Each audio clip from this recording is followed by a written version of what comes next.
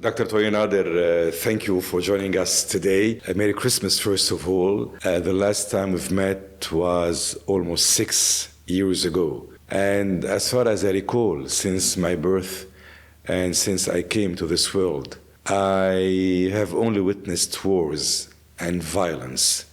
And this is a pattern that has not changed across the years. The last time we convened, things seemed to be a little bit softer and a little bit milder.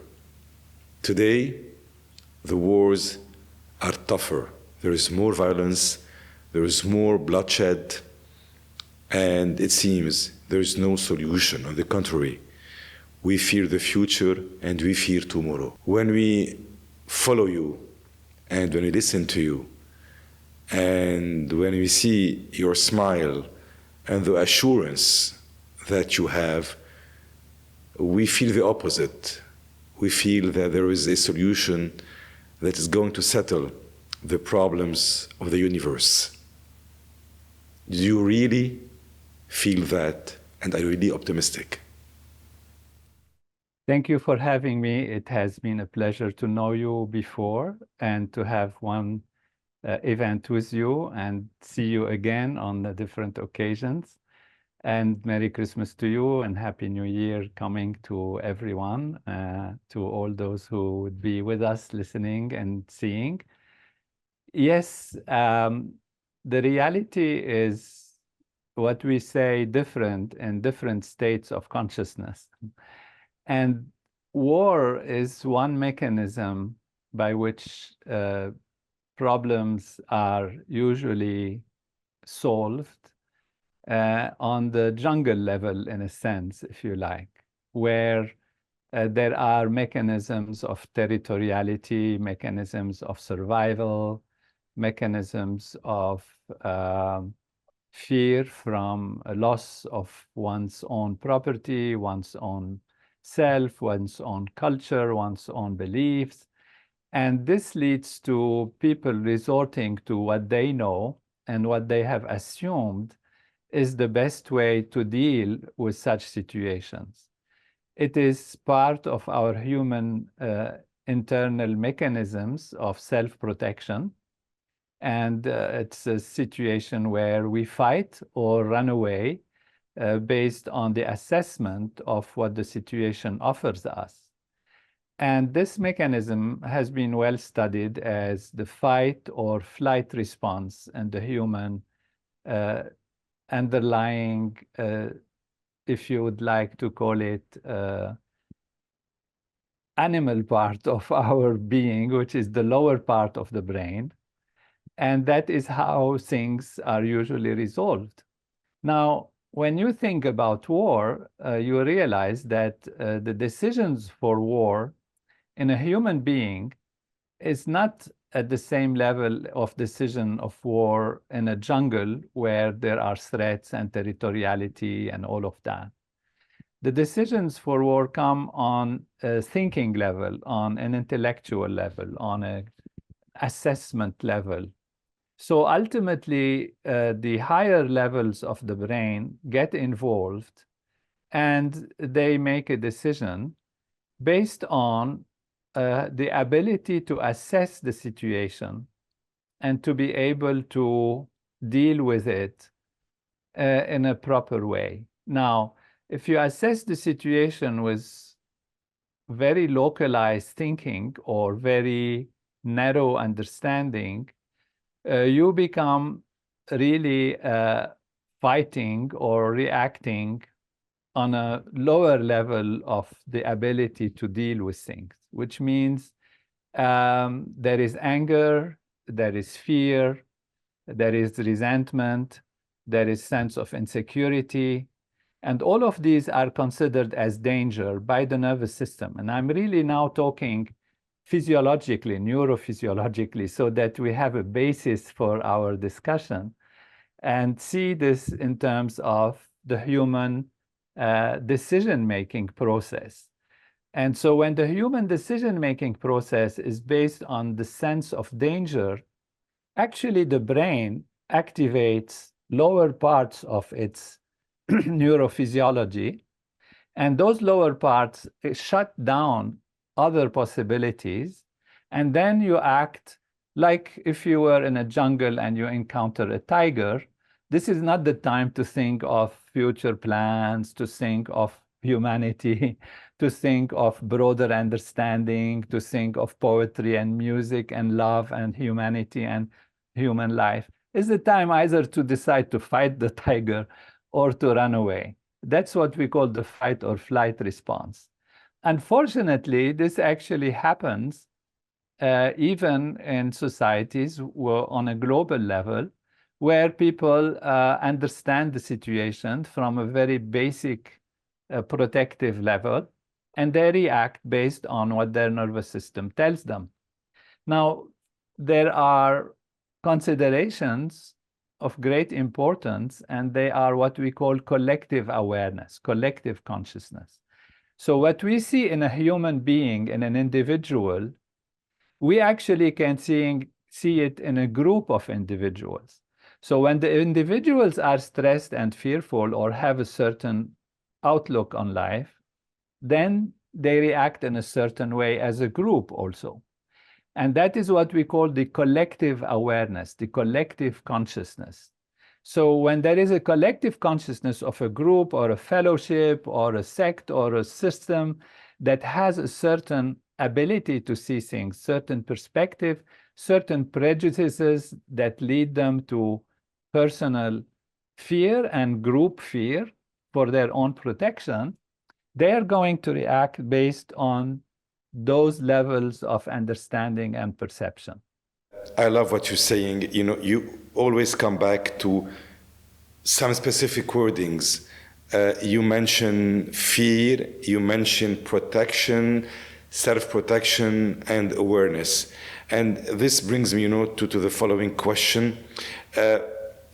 When we fear or when we face upheavals, the first thing we think of and about is ourselves, is our small families, and then the bigger family, and then the community, and then the nation, and then the world. Now today, we are living fierce wars, and those wars are decided by leaders, whether dictators they are or not. You mentioned that they think with the brain, with the mind. There's a strategy in their thinking. The wars are not like the wars in jungles. They are prepared, they are planned, and they have, a target and an objective very clear within those who are behind it or behind them. Do you really believe that collective consciousness and group meditation in conflict resolution and peace building are possible? Yes, exactly. We are building the case, and you brought it to a very, very important point, which is the sense of self. What is myself? Who am I? And the sense of self can extend from a very narrow self. You can be in a family and you think that your brothers and sisters or even children or parents are your enemies because they threaten you, threaten your purpose, threaten all of that. Or as you said, and I don't want to repeat it, but you said it beautifully, you can also think that, it's your family, though, so you protect your family. It's part of what you see as yourself. Or you can think my community, my fellowship, my religion, my beliefs, or you can think my nation, my country, or you can think my world, my environment. And you can think for a short term, like, what am I going to do now? Or in few days, what will happen to me? Or you can think on a long term, and that is what can be done for my next generation and the world and maybe the future of planet Earth, and etc. And all of this is the definition of yourself. So you ultimately always have to protect yourself, but in narrow situations, you have a narrow self, and that narrow self makes you react in a certain way. But we can develop the understanding of the self and expand it for the individual to become a universal self. And then you can see not only the short-term narrow benefits for a very narrow individual, but you can see the long-term profits and benefits for all society as all being part of yourself. And that is really the key point that happens in the development of consciousness. So when we say that the targeted aspects of even social behavior and war, it is targeted, yet it is narrow, very narrow in the perception of my benefits versus your benefit versus, seeing some very narrow perspective of reality. So a narrow perspective of reality makes you narrow in your thinking and narrow in your ability to find solutions that are of a broader perspective. So what we need is to improve the consciousness of the individual and improve the collective consciousness of society so that we can see the future possibilities of a life well-lived, flourishing, in good conditions where everyone can have their ability actually to contribute to the collective value. You see, if you look at history, and you look at history even from an evolutionary perspective, you can come from the jungle and animal life and all of that, where there was a limited perspective. And then as we grow in society and we start to understand that we can help each other, that everyone has something to contribute, then societies start coming together. And when societies are unified and work together, everyone in the society contributes something different. So the differences become a support to be able to have different points of views, different angles, so that you can have a dynamic that allows for evolution. And we have seen evolution. The world was much harder before. Wars were just the common thing. Every day there was war. 100-year war in Europe. Wars were, the jungles, the tribes were fighting each other. So we have evolved and developed, and we have to continue to evolve. One thing I want to say, which is key, suppose that in 100 years we've evolved so much that we can understand each other and we can live a peaceful life, and we understand that all of these wars and problems and ways of resolving problems is not needed anymore. Why can't we do this today? Suppose we are evolving in 200 years. What is needed so that the solutions that we'll find, the peace that we will be finding, can't happen today? We can do it today. What is needed is raising consciousness, because the resources in the world are enough for everyone. The ability to manage territoriality and the resources is enough for all those who are living, and much, much more, to continue to create new ways of using energy, of exploiting the power of the sun and the wind and the water and all of that, and the resources on the earth, and the ability to use different technologies of energy. All of these resources are available. So what is happening is just a process of evolution where, although the wars are targeted and using some level of intelligence, they are very narrow in consciousness, in awareness, in broadness of understanding. And that's what we can actually do through techniques that actually develop and broaden consciousness and awareness. I love what you're saying. I totally agree with you. However, the drive behind all the conflicts and all the wars is power. Man loves power. And the big countries, they all want to rule the world. Whatever the field is, technologically, financially, economically, everybody, every single nation wants to be the biggest and the strongest and the most powerful one. What you're stating is definitely convincing to people who think that they can do better, and who think positively, and who think that the good does still exist. However, how can the principle of meditation can be integrated into diplomatic strategies and peace negotiations and meetings of superpowers. In November, you have sent a letter to the American president, Joe Biden, as well as to the leaders of the world, offering a proven technology for peace, security, and the swift resolution of conflict. And you said in that letter to President Biden, I urge you to consider an evidence-based, innovative solution that will immediately dissipate tensions, bring clarity of thinking and behavior, and create a foundation for achieving permanently the highest goals of all nations. What are the goals of all nations? Is to rule the world. First of all, did you get any response for that letter? Did you get any feedback from one of the world leaders? We got very many reactions and response, but when people are again under stress, they foresee things from a different perspective, and they don't have the time or the possibility to think in a proper way. That's what I feel. That's what we've said, because they are overshadowed. Again, when you are under rage and danger and fear, you react in a certain way.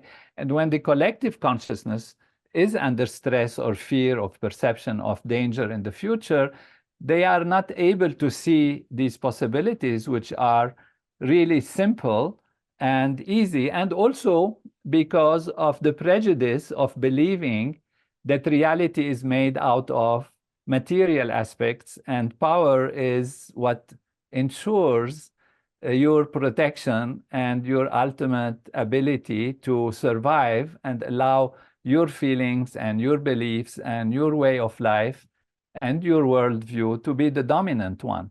So, to go back to the point that you mentioned about power, why would they want power? What is the actual reason for wanting power? Wanting power is because in the jungle, if you like, the most powerful physically was able to survive, and that is, again, survival of the fittest. It's an evolutionary process that leads the people to seek whatever makes them survive. So power is needed for survival. Power is needed for evolution of one's own belief of what one's own thinking is about reality. So all of these values have to evolve in order for true understanding of what is the basis of survival, what is the basis of existence, what ensures a better life for yourself. People want power because they want to be happier, because they want to be secure, because they want to have sustenance and maintenance. And in their mind, the physical power is what makes it. What actually makes it is the consciousness power, the intelligence power, the ability to see in a way that is broad and profound. And that is what gives you true power from within, from consciousness. So to answer the question is, you have to work on a different level than what is considered the reality of a physical reality of life. We live our life on the level of consciousness, on the level of awareness. And this is a very important point of why our technology and how our technology of developing consciousness works. Our reality is not lived on the physical level. Physical level is one aspect of our experience in consciousness. So if you are in coma, you lost consciousness. What does it matter to you to have the whole power of the universe? Suppose you are the most powerful individual in the universe, the whole universe, but you are in coma.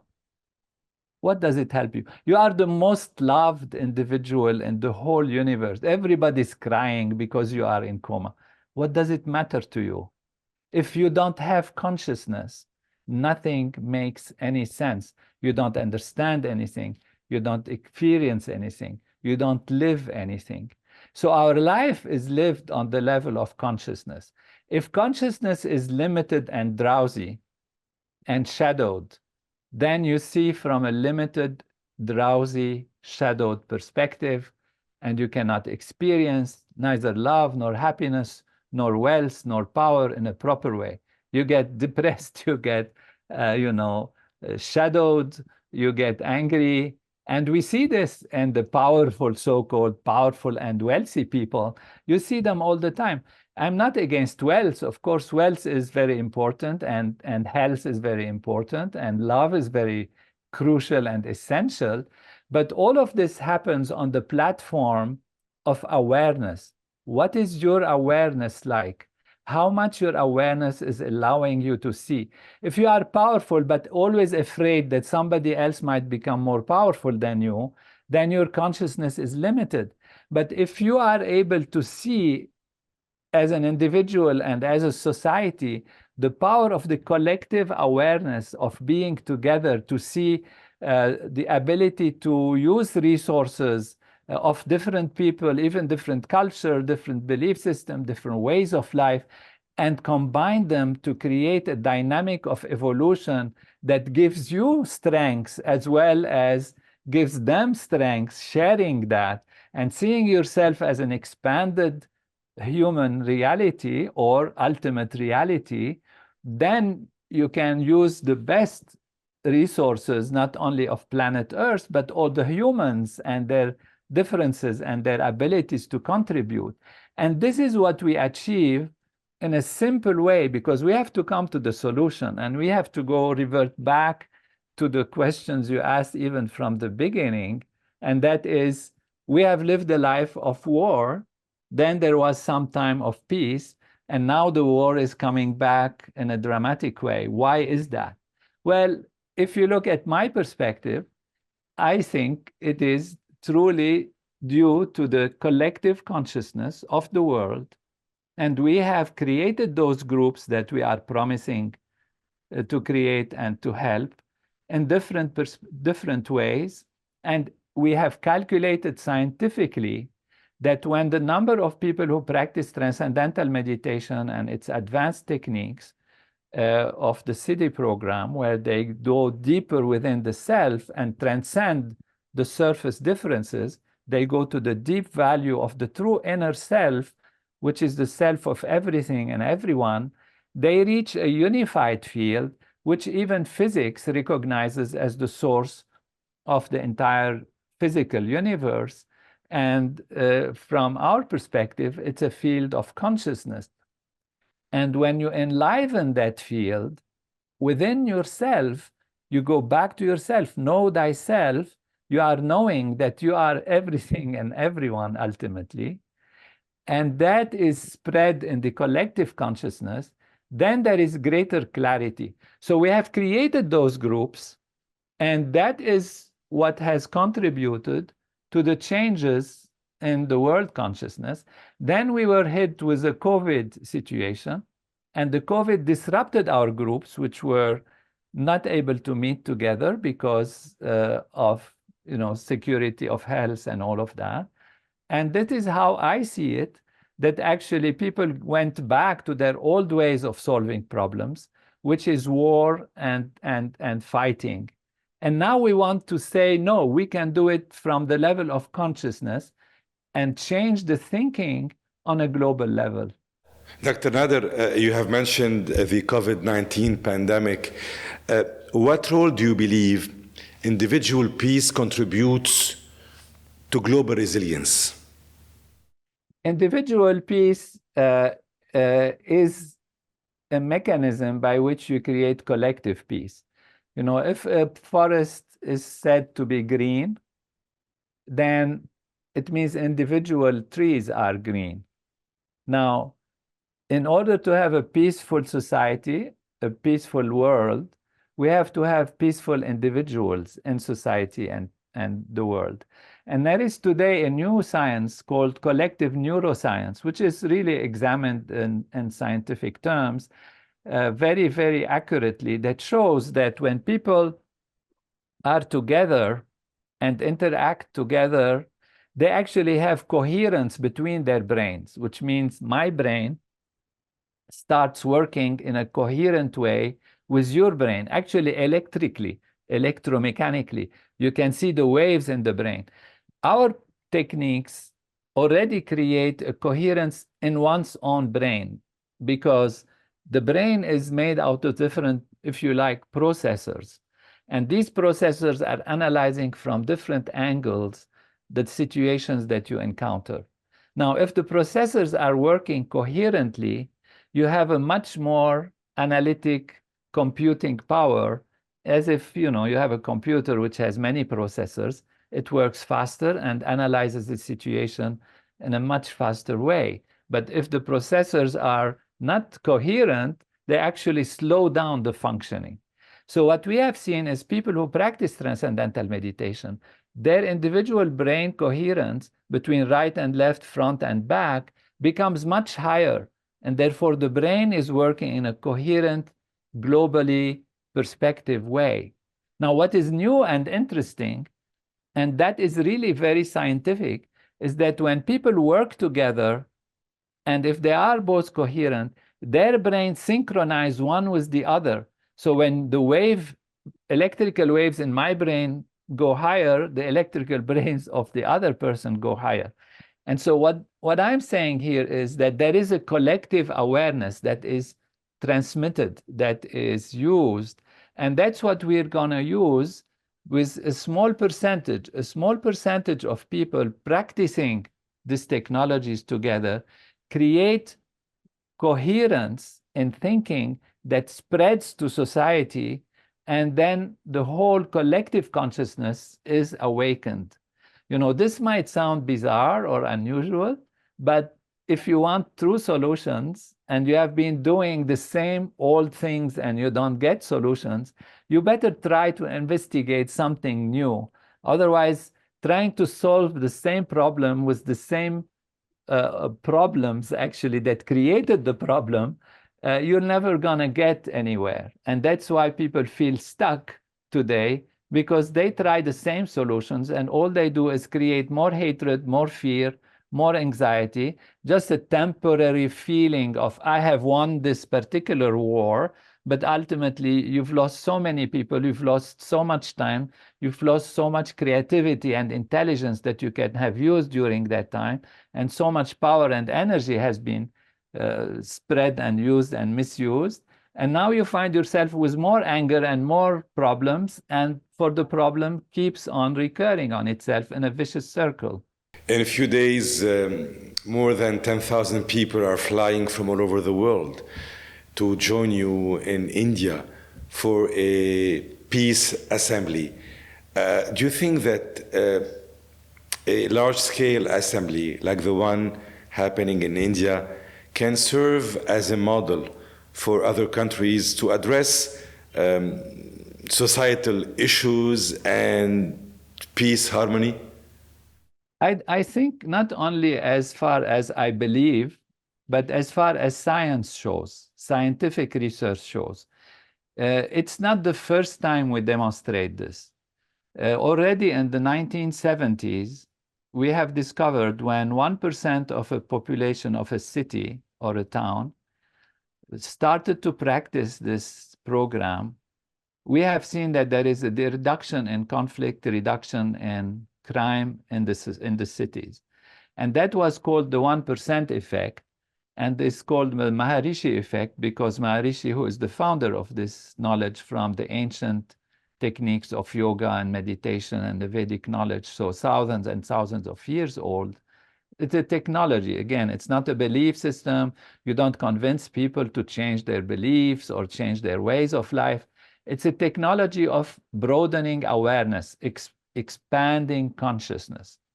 And so when we have seen this, we have started to proclaim that. And actually, I did myself a study in my home village, Baskinta, where during the middle of the war in the 1980s, we created the effect. We created 1% of the population of Baskinta to meditate. And immediately we have seen absolutely amazing changes, which actually I documented scientifically, and we published it as a scientific paper, where this little village was living like heaven on earth.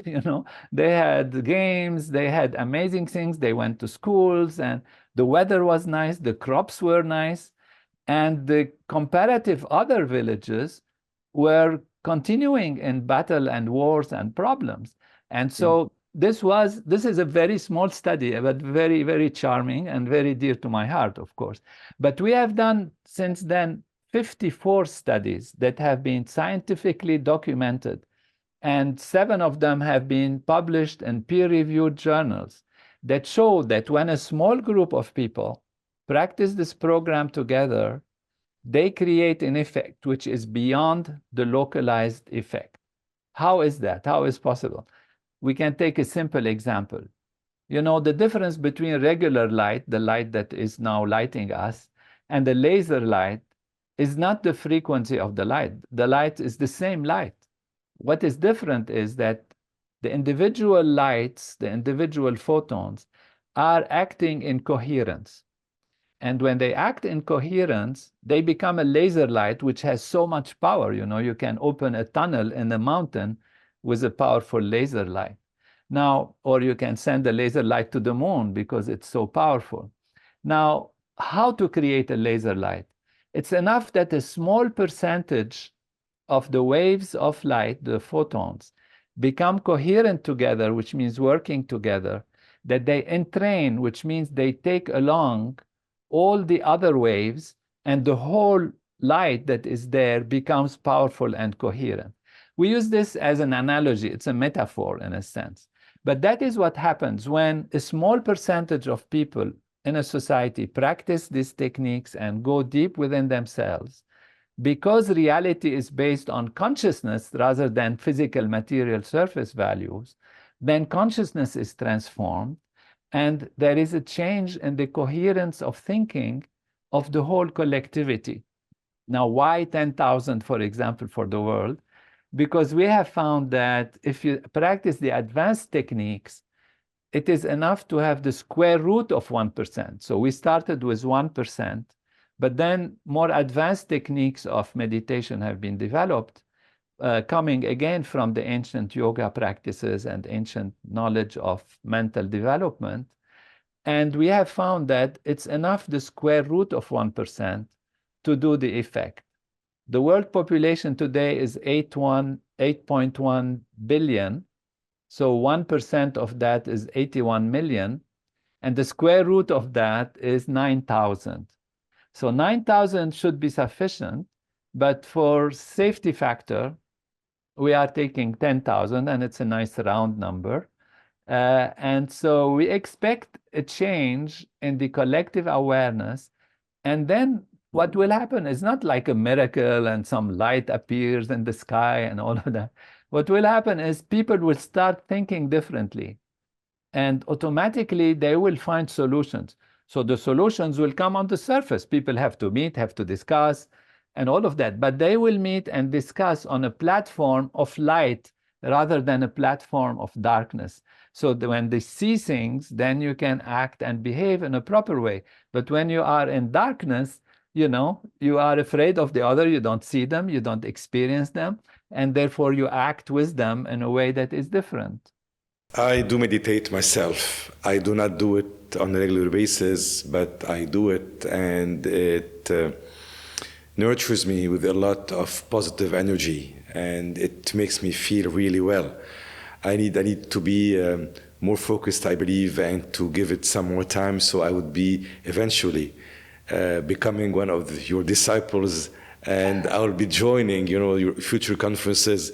But going back to that conference, to that assembly, what I love mostly in that you see people from all over walks of life, people from all nationalities, people from all ways of thinking, ideologies, political beliefs, whatever. They all get together, and suddenly all the differences fall apart. And you feel that everybody is alike, and all for one, one for all. And we all anticipate this upcoming assembly. But my question is here, what practical steps can governments and international organizations take in order to draw lessons from this 10,000 for world peace event occurring in India in a few days' time? Well, and a simple answer is they can create this effect permanently. The thing is, what we do is create it now temporarily. And again, it is like lighting the light and you see, but if you shut off the light, then we don't expect that the solution will be permanent. Because, you know, I have been asked this question. It's like, why isn't the world at peace since you have this technology? It's like you have to use it in order to get the result of it. And it has to be used on a regular, permanent basis. You know, you don't wake up from a good night's sleep and say, I feel fresh, and therefore I have now freshness, and therefore I don't need to sleep ever anymore. You have to have a cycle in which there is rest and activity. So there is a wear and tear, and then it gets repaired. And that is how it works. You don't say, well, I see now, so I don't need the light anymore. I can shut it off. You have to keep the light going. So when we do this demonstration, it's a very short period of time. And we hope that within this very short period of time, something would be felt as an additional demonstration to all the studies that we have done that in the same situation have shown reduction in crime, reduction in hospital admissions, reduction in conflict between nations, reduction even in infant mortality, accidents of the roads. All of this happens because there is clarity of consciousness. And consciousness is a real thing, and collective consciousness is a real thing. So to go back to your beautiful feeling about so many people coming from different countries, it's really what happens, again, a metaphor, but helps us to understand. It's like all these waves on the surface of the ocean. The waves are different. One goes up, one goes down, one goes right, one goes left. Even they can clash. Now, what you do is you transcend. That's why we call it transcending. To transcend, which go beyond. So what you do is dive in the ocean of being, because that is our being, is not just the surface wave. Our true inner self is the whole ocean. So when people come from different perspectives and dive in the ocean, and they all find I am the ocean, this is where unity is created. This is where the sense of wellness, a sense of strength, and this is the power of the waves, the power of, you know, in a little pond or a little swimming pool, you can create only small waves. But in the ocean, you can create huge waves. And therefore, the power of the wave depends on how deep you are within yourself. So this program is for action also, for acting in a proper way, in a powerful way. This is the source of power. This is the true source of power. And the intelligence, the creativity, and the power of the inner self, from which intelligence comes, from which thoughts come. And thoughts are the basis of action. Action is the basis of achievement and fulfillment. So in order to have fulfillment and in order to have power, go back to yourself. And you will find that the power is actually within. The outer power is like trying to make the waves bigger and clashing with other waves, and you don't get anywhere. So be the ocean. Know that all the waves are the ocean and are yourself. And that's what is being created by this program on the level of a subtle awareness. So we invite strongly all governments, all well-wishers, all people, philanthropists, wealthy people, to come along, study our research, and create a permanent group so that it's not something that happens, creates some nice cooling effect, and then afterwards go back to the same situation. Tony Nader, thank you so much for giving me this time and for joining us in these conversations. It was great having you. I would love to wish you a great new year ahead and a wonderful assembly. Think of us, meditate all together, spread your energy, send some to Lebanon, to Palestine, to Gaza. People are suffering a lot over there, and they need the maximum energy to survive and to face all this violence they are currently. So I would like you to sign off this chat, these conversations, and end it up your own way. Please go ahead. The floor is yours. First, thank you, Ricardo. I've always been impressed with your wonderful foresight and desire to make life better for everyone and use all resources and encourage and inspire all creative people as you do in Takrim and other aspects. It's a joy. And, you know, when people are in danger and they are fighting, it's hard to talk to them, but you can actually create the effect from even outside. 200, 300 people, for example, are enough if they practice this program together for Lebanon. You know, if you create a couple of thousand people for the whole Middle East, they can create the effect and soften the situation, and people will start finding solutions, and they'll start thinking more creatively, more peacefully. And it's also for their own resources, because some people tell you, who cares about peace? I want war, as you say, because it gives me power, and power gives me the ability to have economic development, and my people will live better.